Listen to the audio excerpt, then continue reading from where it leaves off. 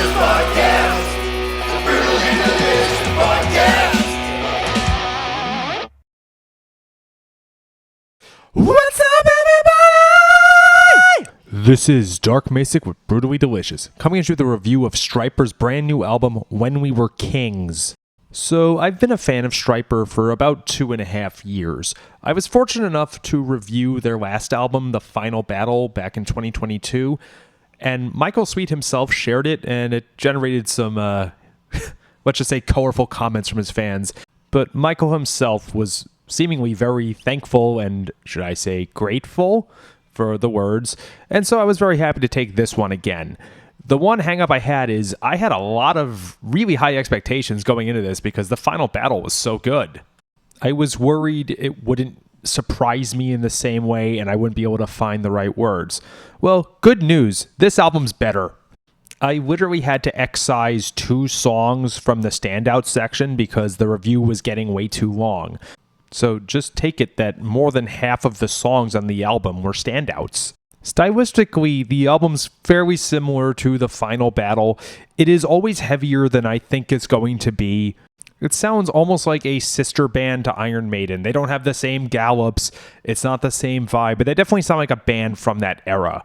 And for, dudes like me who love 80s metal, they're carrying it on and extending it in the best way possible. What I can never get enough of is how good and underrated of a singer Michael is. In his 60s, he still sounds just as fresh as any young singer. All right, enough of that. Let's talk about some songs. End of Days. We got kick-ass metal right away. It's the album opener. My first thoughts were that, again, sister band of Iron Maiden. They got the harmony guitars, they got great riffs, and they have killer vocals. He doesn't really sound like Bruce Dickinson, but, it sounds like that era, but not derivative, just like a sister band. This song is tastefully heavy, and I might be a bit biased since I just covered Mad with Power, but the vocal style here reminded me also of Ty Christian from Lords of the Trident. Totally different genres of metal, but listen and tell me I'm wrong. Unforgivable. There's amazing guitar soloing on this song. I looked up whether it was a guest, but no, it's just Michael and Oz. It's really rare, I think, post-1990 or so to hear solos that are anywhere near this memorable. I think as the riffing got more intense, it was hard for guitar solos to stand out. But this perked me up immediately. I was reminded of, Wanted Man by Rat. Title track, When We Were Kings. Here's an amazing chorus. It's anthemic, and it has a somber retrospective feel, which is weird for an anthem. Thematically, I'm reminded of the song 1992 by Mr. Big.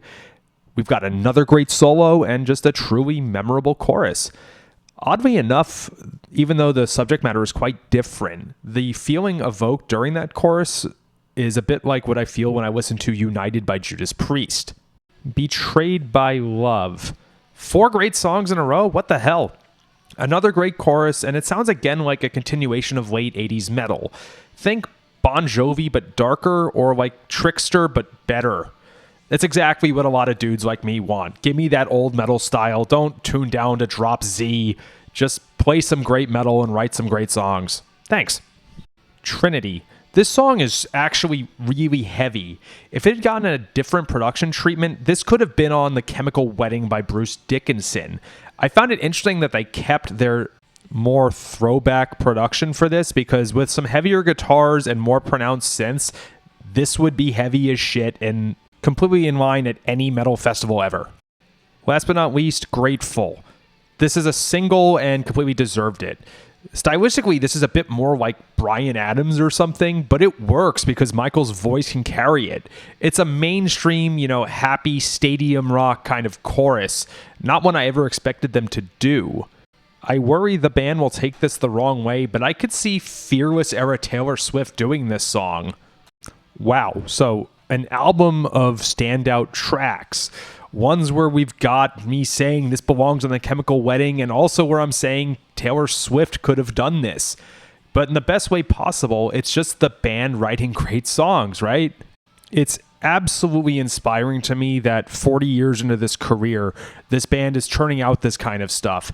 This level of singing, this level of shredding, and still wowing us. I mean, seriously, who needs that Oasis reunion when this band is doing an evening with tour? I kid. Thanks for doing this, dudes. I was, again, worried this was going to be a very diet review because it wouldn't hit me the same way the final battle did, but you've outdone yourselves. Rock on.